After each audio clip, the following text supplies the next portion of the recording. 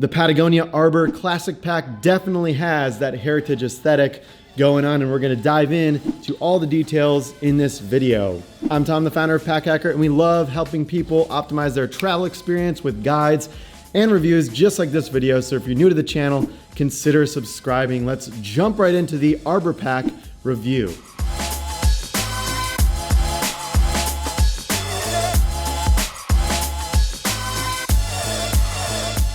Before we jump into this review, I want to say that Hannah, our staff content strategist, really loves this bag, and she's been using some variation of it for about the last 3 years and counting as her primary pack. Additionally, Lauren Hom, an artist and an illustrator, has used the Arbor Pack for over a year of perpetual travel around the world. So we've definitely seen a lot of great usage with this pack. We are excited to dive in and share that with you.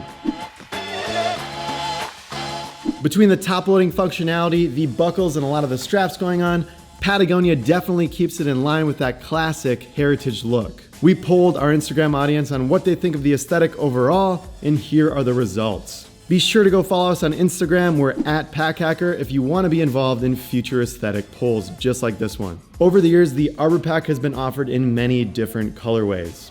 We've got black, navy, and this funky violet yellow color as well, covered in patches. The material of the newer Arbor Packs is 100% recycled polyester that's Blue Sign approved and also solution dyed for added sustainability. The exterior polyester is 600D to add a little bit of durability, and the interior is a finer 200 denier polyester. We also have DWR polyurethane coating for some added weather resistance. Typically, we prefer nylon over polyester for some added durability. However, with the 3 Arbor Packs and a lot of usage seen, we haven't seen that many aesthetic scuffs happen over the course of the usage period. We'll get more into that a little bit later.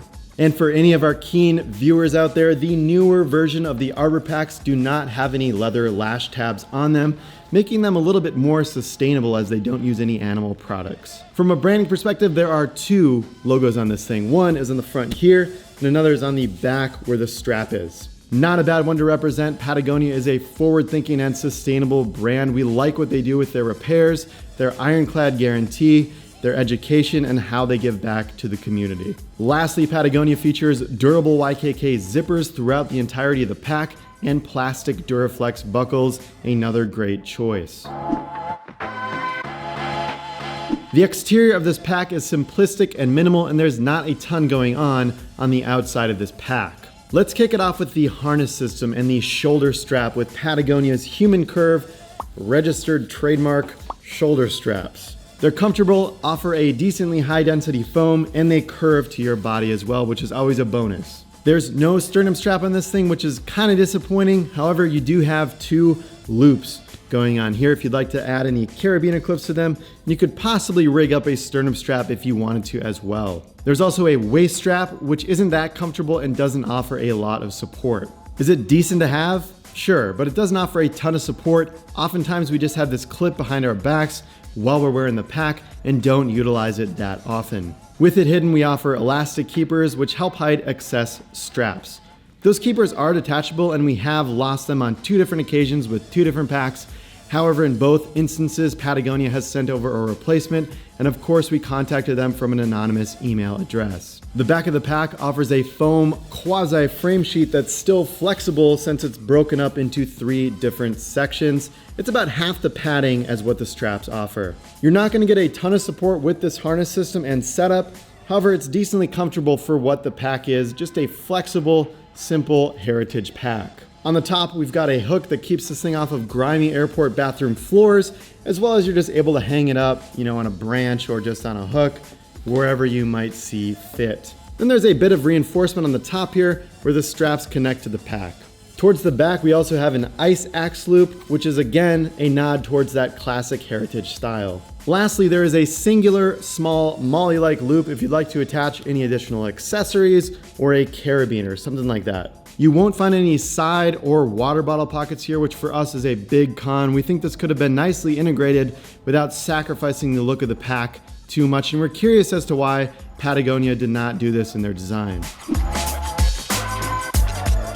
Moving on to the interior of the pack, starting with the first pocket, we've got a horizontal zip going on here, right below the top flap. Inside, there is a paracord loop here for anything like multi-tools, keys, anything like that, and it matches the paracord across the rest of the pack.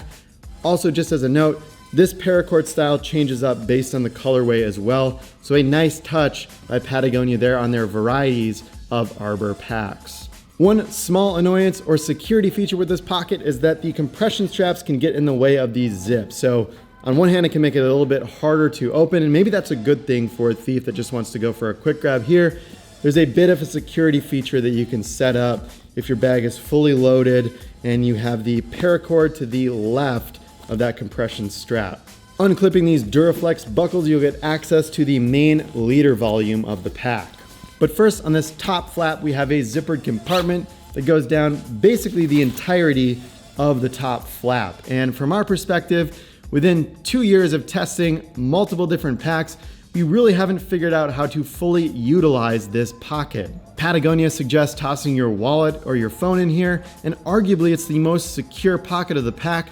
However, loading this thing up with anything too bulky or heavy makes the top flap a little bit unwieldy to open up and flip out. Access to the main compartment is cinched down by a drawstring. That helps with additional water resistance in the pack with that top loader down, and arguably it's a bit of a security feature, making it a little higher effort to get into the main compartment of the pack. And when we open this thing up, the main compartment is basically a giant bucket. So this is optimal for use with packing cubes if you have them. Really great for modularly packing. And if you like a bag with not a ton of internal organization, this could be great for you. The one thing that's on the inside is the slightly padded laptop compartment with a false bottom. In the newer Arbor Pack, the laptop pocket is diagonal, making it a little bit harder to get laptops in. We like the design of the older Arbor Packs better. It was a little bit easier to get laptops in and out. The diagonal pocket can also be used as an insulated hydration pocket for a hydration pouch. At the time of this review, we have been testing the Patagonia Arbor Pack over the course of years. Normally, we prefer nylon for some added durability. However, the polyester that Patagonia has chosen to use has also worked out really well. From a real-world usage perspective, Hannah, our staff content strategist, has been using this one over the course of about 3 years and collecting patches everywhere she's been to. She digs it for the simple style and has carried everything from textbooks during college to everything she needs for weekend trips across the state or longer trips across the globe. Lauren Hom, a lettering artist and illustrator, has been using this pack for over a year of perpetual world travel. During her perpetual round the world trip, she was a very minimal packer, taking along mostly dresses for warmer climates. Also, she kept her illustration and tech gear inside of the pack so she could work on the road. She didn't even use packing cubes and opted to stuff everything inside of the main liter compartment. Everybody's travel style is unique and different, and that totally worked for her. All right, so to wrap this thing up with some pros and cons, the different color liner inside helps you see and organize the gear inside of the pack. The combination of the drawstring and buckled top flap work well as an added security feature and for weather resistance. This pack utilizes a recycled polyester that's sustainably dyed, so we always like when packs take a sustainable approach in their creation. On to some of the cons. There are no side pockets in this thing, so it's going to be a very minimal external feature set. The pocket on the top flap is a little bit hard to utilize, especially for items that are heavier and larger. We wish there was a sternum strap and an option to stow or hide away the hip belt.